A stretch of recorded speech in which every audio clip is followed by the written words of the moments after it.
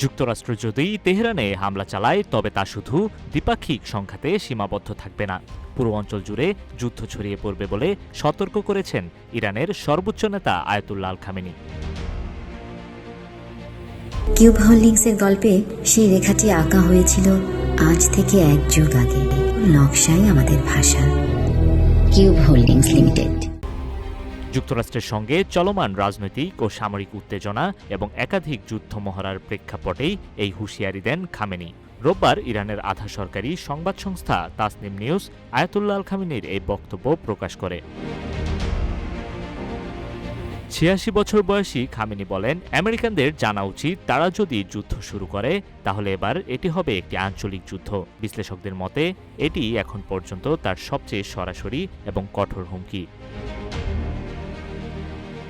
Tehran স্পষ্ট করে জানিয়েছে, মার্কিন প্রেসিডেন্ট ডোনাল্ড ট্রাম্প যদি ইরানে হামলার নির্দেশ দেন তাহলে ইসরায়েল এবং মধ্যপ্রাচ্যে অবস্থিত যুক্তরাষ্ট্রের সামরিক ঘাঁটি এবং সম্পদগুলো সরাসরি লক্ষ্যবস্তুতে পরিণত হবে।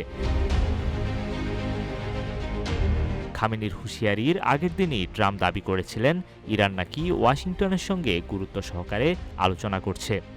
তেহরানের সর্বশেষ বক্তব্য সেই দাবি কার্যত প্রশ্নের মুখে ফেলেছে। যুদ্ধপ্রস্তুতির অংশ হিসেবে ইরান ঘোষণা দিয়েছে চলতি মাসের মাঝামাঝি সময়ে হরমুজ প্রণালীর পাশাপাশি দক্ষিণ চীন সাগরে চীন ও রাশিয়ার সঙ্গে যৌথ সামরিক মহড়া চালানো হবে। এদিকে সম্ভাব্য সংঘাতের আশঙ্কায় ইরানের নিরাপত্তা বাহিনীকে সর্বোচ্চ সতর্ক অবস্থায় রাখা হয়েছে। সামরিক ও গোয়েন্দা তৎপরতা বাড়ানো হয়েছে দেশটির গুরুত্বপূর্ণ এবং কৌশলগত এলাকাগুলোতে। খামেনির এই হুঁশিয়ারি শুধু যুক্তরাষ্ট্রের উদ্দেশ্যে নয়, এটি মধ্যপ্রাচ্যের পুরো শক্তির ভারসাম্যের জন্য একটি স্পষ্ট বার্তা। কূটনীতি ব্যর্থ হলে সংঘাত যে নিয়ন্ত্রণের বাইরে চলে যেতে পারে সেই ইঙ্গিতই এখন আরও স্পষ্টভাবে তুলে ধরছে তেহরান।